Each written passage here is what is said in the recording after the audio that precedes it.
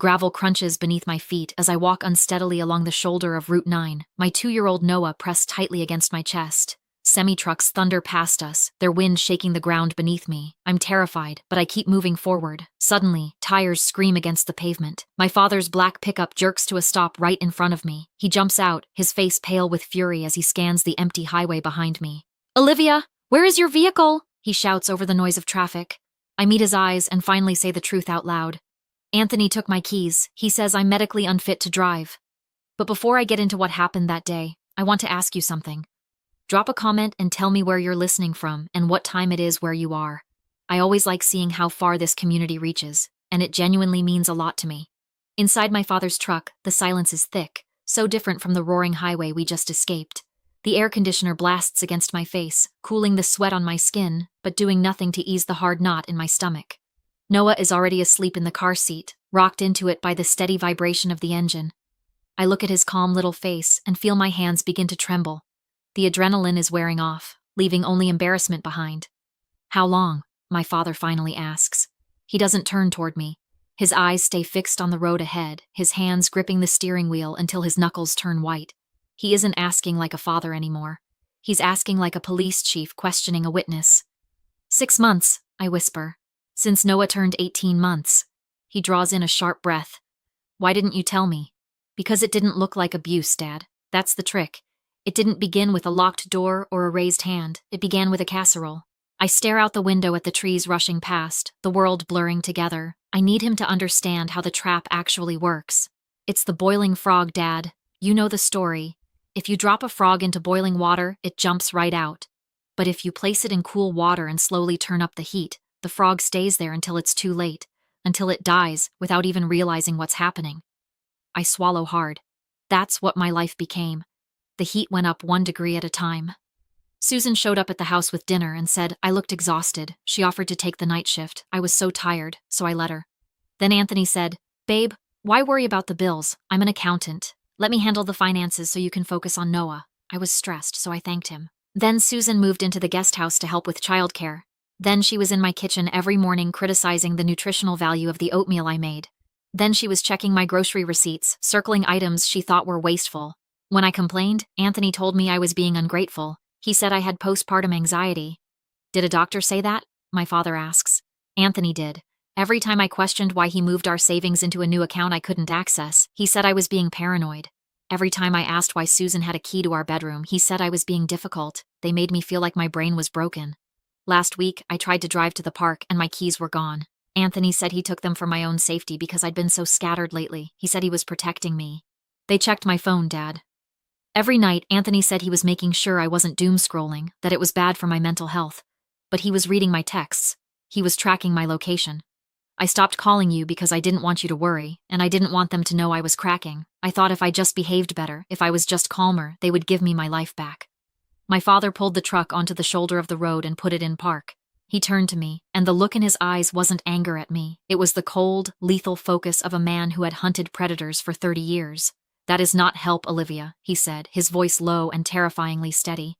"That is a siege. They isolated you, they disarmed you, and then they took you hostage. We're going back." Panic flared in my chest. "No, Dad, please, I can't." "We aren't going back to talk," he said, shifting the truck back into gear. "We are going back to get your things. You are leaving that house today, and you are never walking on the side of a highway again." The tires crunched on the pristine gravel driveway. My father's truck looked out of place among the imported sedans and meticulously trimmed hedges. The estate was silent, a fortress of beige stucco and wrought iron. Dad killed the engine, but neither of us moved. Through the windshield, I saw them. Anthony and Susan were on the patio. Susan was laughing, holding a glass of white wine, while Anthony scrolled on his tablet. They looked like a picture from a magazine. They looked like people who hadn't just forced a mother and child to walk miles on a highway shoulder. "Stay here," my father said. I ignored him. I unbuckled Noah's car seat, my fingers fumbling with the straps, and pulled him into my arms. I wasn't staying behind. I walked up the driveway behind my father, matching his stride. Susan spotted us first. Her smile didn't drop. It just froze. "Oh, look who's back," she called out, her voice bright and brittle. "And she brought reinforcements. Harold, you're just in time for a glass of Chardonnay." My father walked up the stone steps, his boots heavy on the slate. He didn't look at the wine. He looked at Anthony. "Where are her keys?" he asked. His voice was the same low rumble he used on suspects, the one that made people stop breathing. Anthony stood up, smoothing his polo shirt. "Harold, let's not be dramatic. We were worried about her. She's been unstable. We took the keys for her own safety. You know how new moms get. The casual misogyny, the practiced concern. It made my blood boil. I stepped out from behind my father. I'm not unstable, Anthony. I'm leaving." Susan laughed, a short, sharp bark. "Leaving?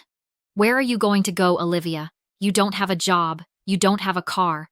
You barely have a brain cell left that isn't focused on diapers. We are protecting you. We are keeping this family together because you are clearly incapable of doing it yourself." My father stepped between us. He didn't shout. He didn't posture. He just looked at Susan with a cold, flat stare. "You aren't protecting her. You are holding her hostage. Give her the keys." "No," Anthony said, crossing his arms, trying to match my father's height but failing miserably. "Or what, Harold? You going to arrest me? It's my car. It's my house. I make the rules. She wants to leave? She can walk. But she's not taking my son." The air in the yard changed. The birds seemed to stop singing. My father took one step closer to Anthony. "You want to talk about rules? Fine, let's talk about the law. You are withholding her personal property. You are restricting her movement. And if you try to stop her from leaving with her child, that is unlawful imprisonment." Susan scoffed. "Oh, please. She's hysterical. She needs rest." "She needs her passport," my father said, turning to me. "Go inside. Get your documents. Get the baby's things. I'll handle them." I ran past Anthony, dodging his outstretched hand. I heard Susan shouting something about trespassing, about calling the police, but my father's voice cut through it all. "Go ahead, Susan. Call them. I'd love to explain the situation to my former colleagues." I raced up the stairs, my heart pounding against my ribs. The house felt different now, cold, alien. It wasn't my home. It was a crime scene. I tore open the closet door, my hands moving with frantic, clumsy speed. I didn't fold anything. I shoved clothes into the duffel bag. Noah's onesies, my jeans, anything I could grab. My breath hitched in my throat, a jagged rhythm of panic. My father stood in the doorway, his back to me, watching the hall. He was a statue, a barrier between me and the people who had slowly dismantled my life. I stopped for a second, clutching Noah's favorite blanket. "Dad," I whispered. He didn't turn around. His shoulders were rigid. "I saw it," he said, his voice rough with a pain I hadn't expected. 6 months ago, the Sunday dinner when you didn't laugh once, the way you looked at Anthony before you answered a simple question. I saw the light going out in your eyes, Olivia." I froze. He knew. "I told myself it wasn't my place," he continued, his voice cracking. "I told myself marriage is hard, that I shouldn't interfere, that I was helping by giving you space. I thought I was respecting your boundaries, but I wasn't. I was leaving you behind enemy lines without a weapon. I'm so sorry." The guilt in his voice was heavy, a physical thing. It was the silent regret of the watchman who fell asleep while the castle was breached. I walked over and put a hand on his arm. "You're here now," I said. "But Dad, you need to know something. I didn't stay because I was weak." He turned to look at me, his eyes searching mine. "I stayed because I was terrified that if I left without a plan, they would take Noah." I pulled a hidden folder from under the mattress, the one place Susan never checked because she was too busy inspecting the dust on the baseboards. I opened it. Inside were photos of Anthony's bank statements I'd snapped when he left his laptop open. Screenshots of texts between him and Susan discussing how to manage me. "I wasn't just surviving, Dad," I said, my voice steady. "I was gathering ammunition. It's the invisible chain of the survivor. You don't yank against the chain because it just chokes you harder. You wait. You pick the lock while they're sleeping. I was waiting for the moment I could leave with Noah and never have to look back. Today was that moment." My father looked at the folder, then at me. He didn't see a victim anymore. He saw his daughter. "Let's go," he said. We walked out of the bedroom. Anthony was at the bottom of the stairs, looking up at us with a mix of fury and disbelief. Susan was behind him, her phone in her hand. "You can't take him," she shrieked, pointing at Noah in my arms. "That is kidnapping. I have the police on the line right now." My father didn't even slow down. He descended the stairs step by heavy step, forcing Anthony to back up. "It is not kidnapping for a mother to travel with her child, Susan," my father said, his voice projecting with the authority of a man who knew every statute by heart. "But preventing a person from leaving a premises, that is unlawful restraint. And if you lie to a 911 dispatcher about a custody dispute to incite a police response, that is filing a false report. Do you want me to spell out the sentencing guidelines for you? Susan's mouth snapped shut. Her thumb hovered over her phone screen, trembling. I walked past them. I didn't look at Anthony. I didn't look at the kitchen where I'd cried over burnt toast. I walked out the front door into the blinding afternoon sun. The air tasted different out here, tasted like oxygen. The drive to my father's house felt like the first real breath I'd taken in a year. The silence wasn't empty, it was safe. Noah babbled in the back seat, pointing at the passing trees, oblivious to the fact that his mother had just burned down her life to save his. When we pulled into Dad's driveway, I expected relief. Instead, my brain switched into overdrive.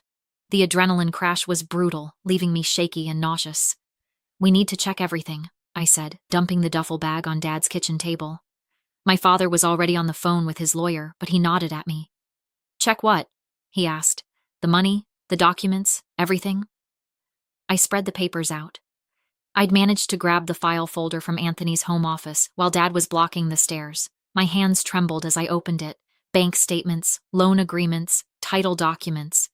It took 10 minutes to realize the extent of the damage. Dad hung up the phone and walked over. What did you find?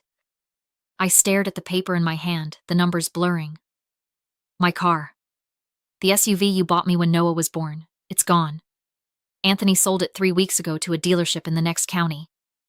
The bill of sale is right there, dated the day after he took my keys. $12,000. My father's face went stoic, a mask of controlled rage. He sold a gift given to his wife, but it got worse. Dad, look at this, I said, pushing a bank transfer receipt toward him. He used the money to pay off a credit card, but the card isn't in his name, it's in Susan's. Susan's gambling debt or a failed business venture, my father said. Does it matter? They stole your car to pay her bills. But that wasn't the worst of it. I dug deeper into the file, my heart pounding a frantic rhythm against my ribs. There was a loan document from a private lender. $40,000. The borrower listed was Olivia Miller. I didn't sign this, I said, my voice rising in panic. Dad, look at the signature. Looks like Anthony trying to write like you, Dad finished. I felt the room spin. He took out a $40,000 loan in my name, and the educational trust fund, the $56,000 my grandmother left me. I logged into the banking app on my phone, my fingers slipping on the screen. Incorrect password. I tried again. Locked out. I called the automated number, punching in my social security number. The robotic voice delivered the verdict.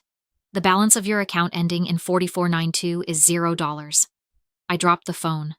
They had taken everything. The car, the trust fund, my credit. It wasn't control anymore. It was a deliberate attempt to bankrupt me, to trap me with no way out. My father studied the documents, the forged loan, the car sale, the transfers. His expression hardened. This isn't a marriage issue, he said. This is felony fraud. When Anthony and Susan showed up shouting and threatening custody, I opened the door calmly and handed him the envelope. Inside was the proof. Loan documents, bank records, the forged signature. His confidence collapsed as he read. You stole $56,000, I said. That's not a marriage. That's a crime. I gave them a choice. Return the money by morning, or the file goes to the district attorney. They left in panic, exposed and powerless. 3 months later, I locked the door of my own apartment. Small, quiet, chosen by me. My bank balance was modest, but it was mine. Anthony was facing charges. I was rebuilding my life. I wasn't grateful for the cage anymore. I was grateful for the key.